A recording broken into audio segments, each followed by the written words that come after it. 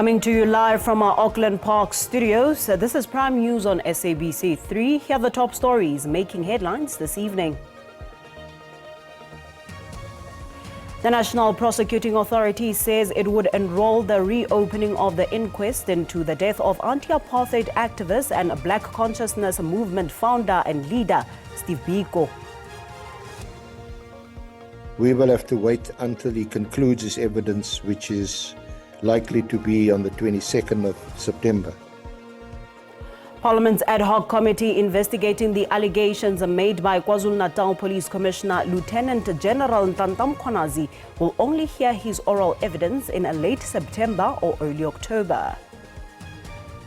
To apologize to communities the side that we're doing everything we can to get the system to recover. Calm is slowly returning to parts of Gauteng after residents took to the streets in protest over prolonged water shortage. A very good evening to you and a warm welcome to Prime News on 3. An absolute pleasure it is to be in your company this evening. My name is Paulette Nell. Let's dive into it.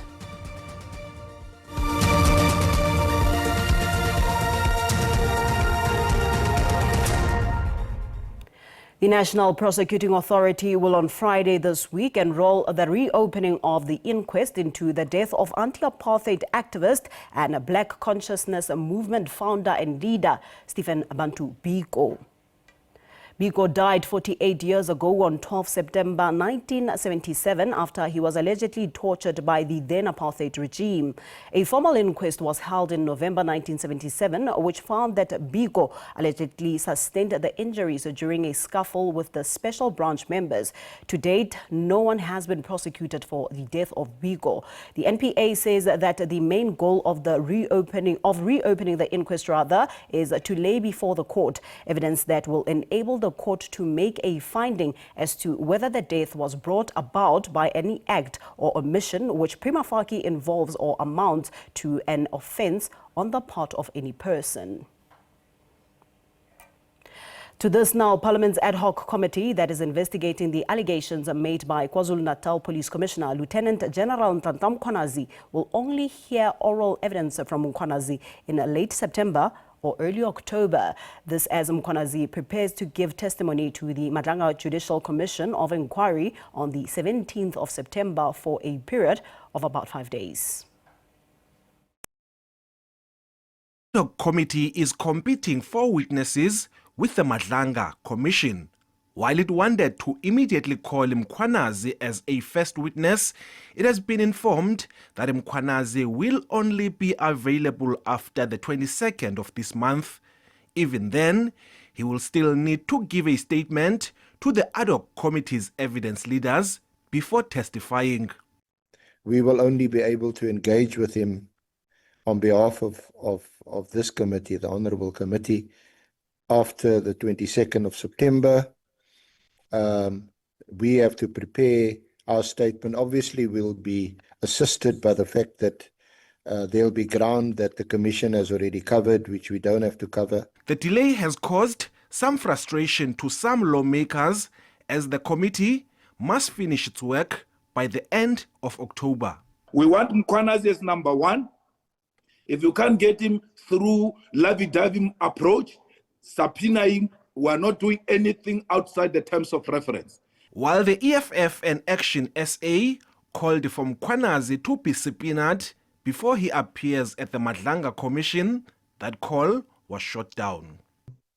The route to subpoena General Mkhwanazi is not desirable, given the reasons that have been advanced by committee members that General Mkhwanazi is not refusing to appear before the committee. The committee is also considering other witnesses like National Director of Public Prosecution, Advocate Shamila Batoi, as well as the Inspector General for Intelligence, Imtiaz Fazel.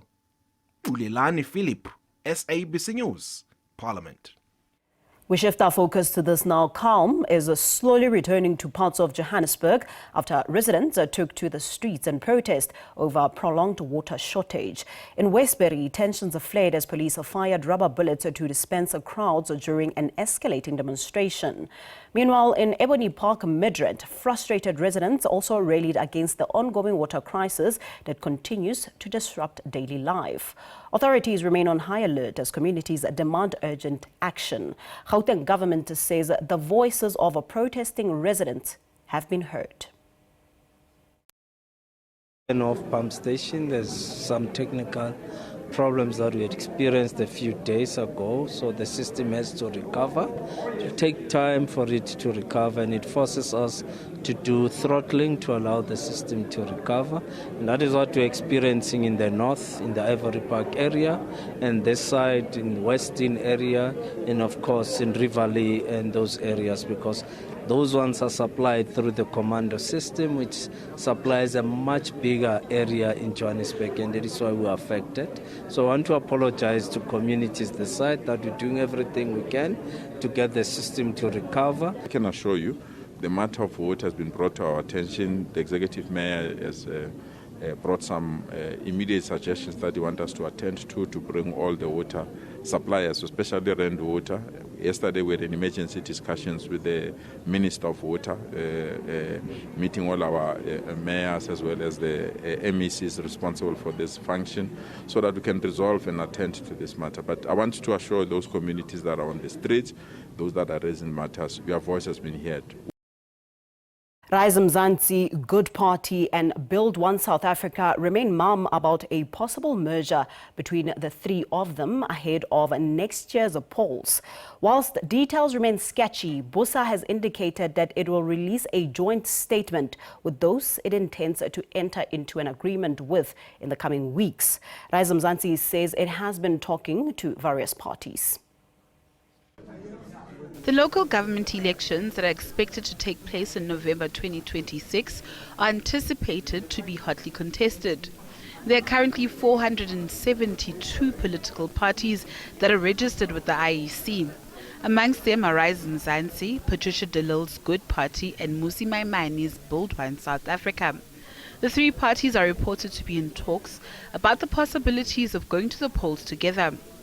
Asked about the likelihood of an alliance, this is what the man at the helm of Rise Mzansi had to say. We've been talking to various... That conversation with Action has continued to take place in various guises over time. The only thing I can guarantee you is that Rise Mzansi has been the most open to talk to various political parties, including Action SA, to bring about a deal. It would just be irresponsible to say at this stage where those sensitive conversations with various parties are. But believe me, it will not be a month and you will be released from misery. The country has seen a number of other parties merge. A case in point would be Action SA and the Forum for Service Delivery. Although the modalities have not been fleshed out yet, but former President Jacob Zuma's MK party and the ATM have also joined forces ahead of the local polls. Natasha Piri, SABC News, Johannesburg.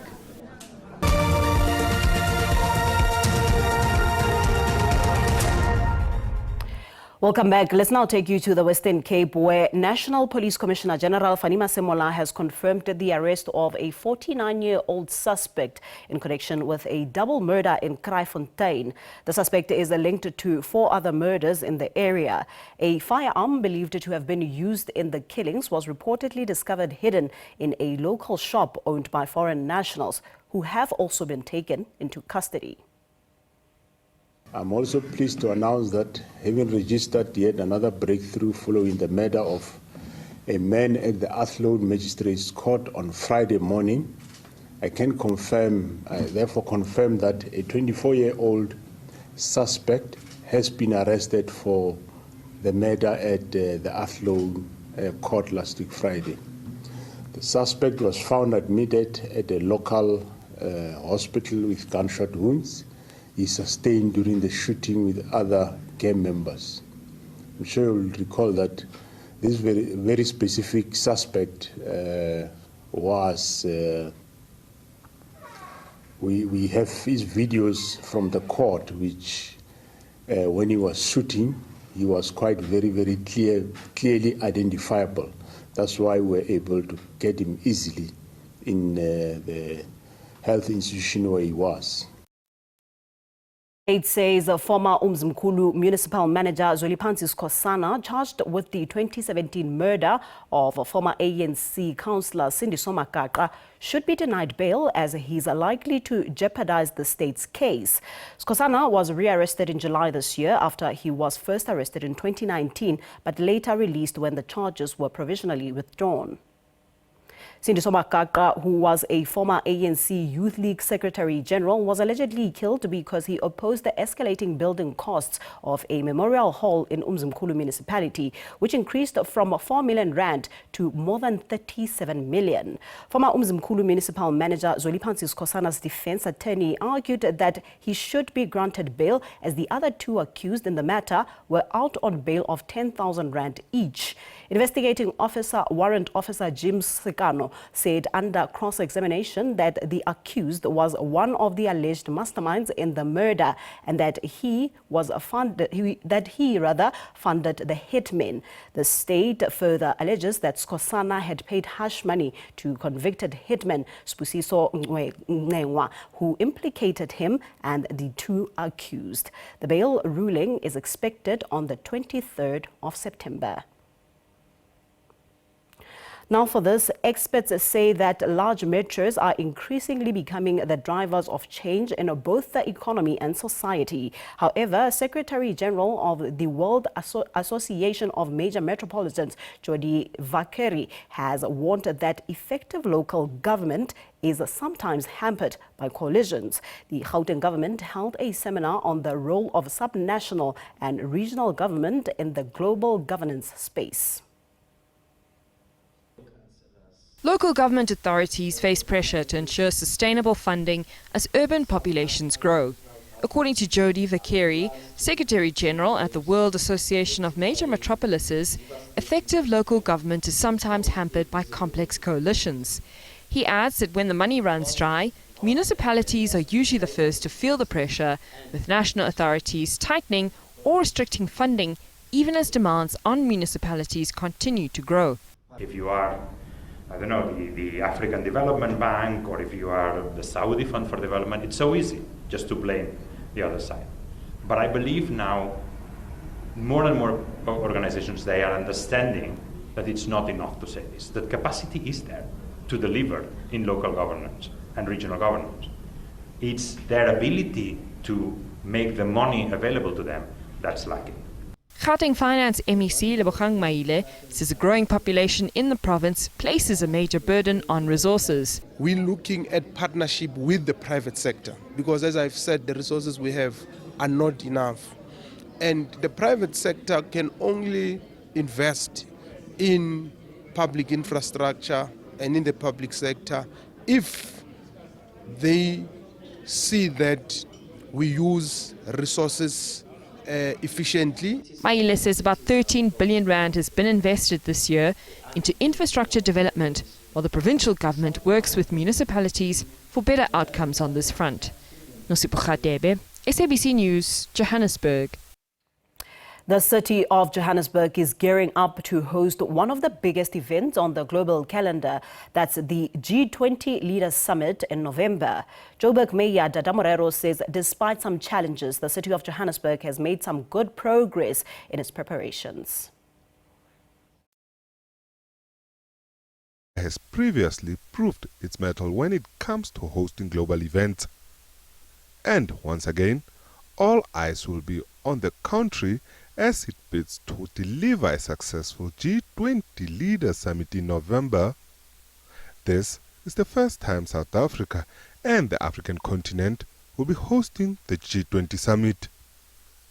And Johannesburg is hosting the event. Hosting an opportunity, and we believe that hosting this event as Johannesburg is not simply about prestige, it is about possibility. Dada Morero believes the country is up to the task of hosting the summit and will prove its detractors wrong. G20 is a forum for the world's largest and most influential economies to discuss global economic and political issues. The grouping comprises of 19 countries, the European Union and the African Union.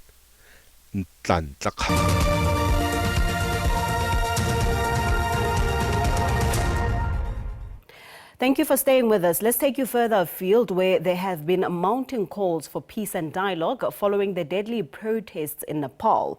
Dubbed the Gen Z protest, demonstrators took to the streets earlier this week to protest against corruption in the government, triggered by a social media ban. Protests still persist despite Nepal's former Prime Minister KP Sharma Oli's resignation following public outrage after 19 people were killed and over 100 others injured in the anti-corruption protests. By a social media ban imposed last week, demonstrators took to the streets to express frustration at the government's failure to fight corruption and boost economic opportunities. Despite the lift of the ban and the Prime Minister's resignation, anger towards the government showed no signs of easing, with protests continuing in the capital Kathmandu, with authorities implementing an indefinite curfew in an attempt to restore order. He says the Nepali army extends condolences and sympathy to the bereaved family. Also, we wish for speedy recovery of those injured. During the protest, extensive damage was incurred. In order to prevent further loss of properties and to maintain peace, security, peace and harmony, national unity and harmony is our common duty. I'm appalled by the escalating violence in Nepal that has resulted in multiple deaths and the injury of hundreds of mostly young protesters, as well as the widespread destruction of property. I plead with security forces to exercise utmost restraint and to avoid further such bloodshed and harm. Tok also called for probes into the death of protesters during youth-led anti-corruption protests. The unrest is said to be Nepal's worst in decades as the country continues to struggle with political instability and economic uncertainty since the abolition of its monarchy in 2008. Bonolo Maribe, SABC News.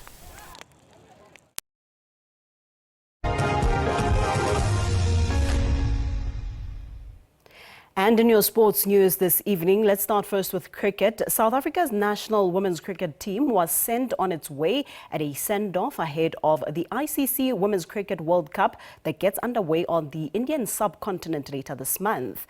The Proteas women have reached the semi-finals in 3 previous tournaments and are looking to go all the way in India and Sri Lanka this time around.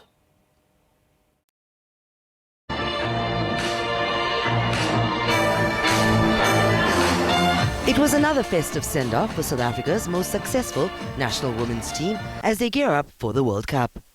Fresh from a lengthy training camp in Durban, the squad will play a 3-match one-day series against Pakistan before travelling to Sri Lanka for a couple of warm-up matches. And coach Mandla Mashimbi is satisfied with the team's progress.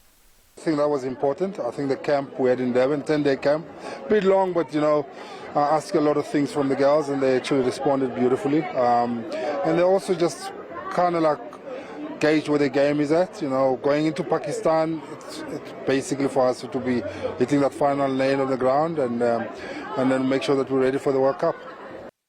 Laura Wolfart will lead the Proteas women in a 50-over World Cup for the first time. The format of the tournament will be slightly different this year, with no groups, as all teams play each other in a round robin. T20 World Cups, you're in a small group with four teams. If you have a good game or an easier pool, so to say, you can have a few lucky games here or there and qualify for semis, whereas ODI World Cup, you play everyone. I think it's pretty fair, even playing field.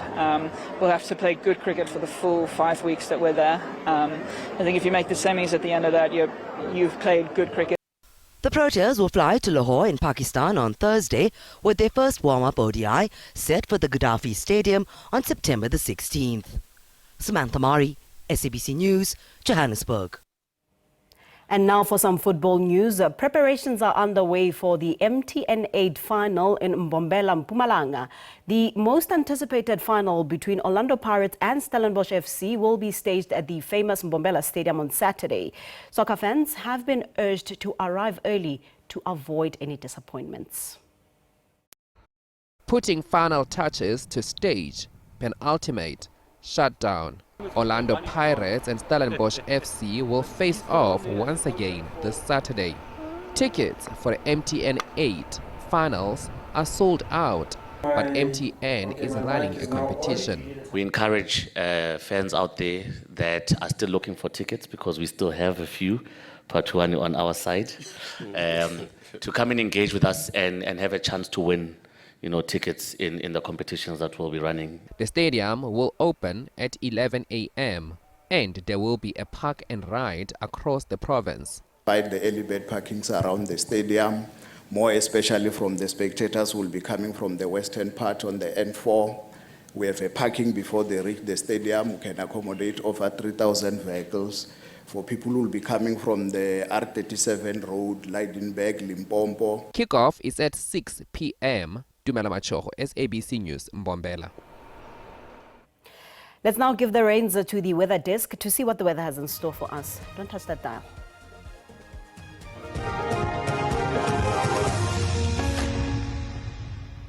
Thank you very much and a very warm welcome to the weather desk. Time for us to look at those conditions over the country. We're going to start looking for tonight. We do have some rainy conditions expected as we move towards most of the central parts of the country, stretching into Mpumalanga, KwaZulu-Natal and the Eastern Cape. It's quite dry as we move towards that interior of the Northern Cape for tonight. We'll have some strong winds as we move towards that interior. We're talking with speed of up to 40 kilometers per hour.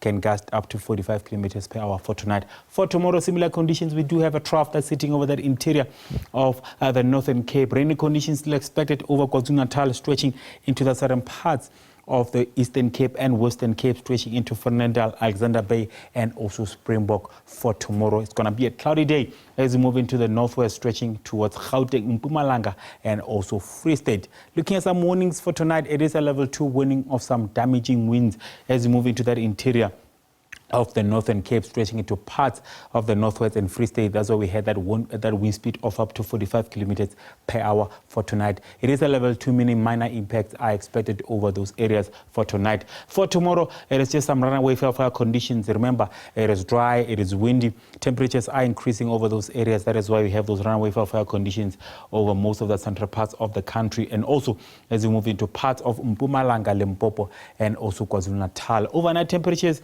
it is going to be a relatively cool night over most of the country, but should be cold as we move into Sandton and Calvinia, with Sandton dropping down to 4. 13 will be your minimum as we move towards Cape Town.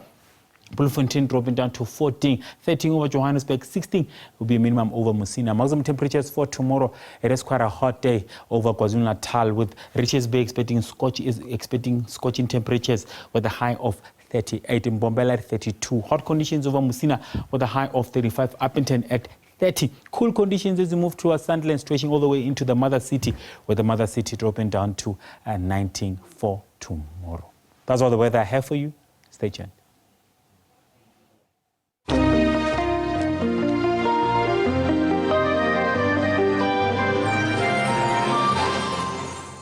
Well, that's it for tonight. Much gratitude for joining us this evening. Let's meet again next time. From myself, Paulette Nell, it's good night. God bless. Pula.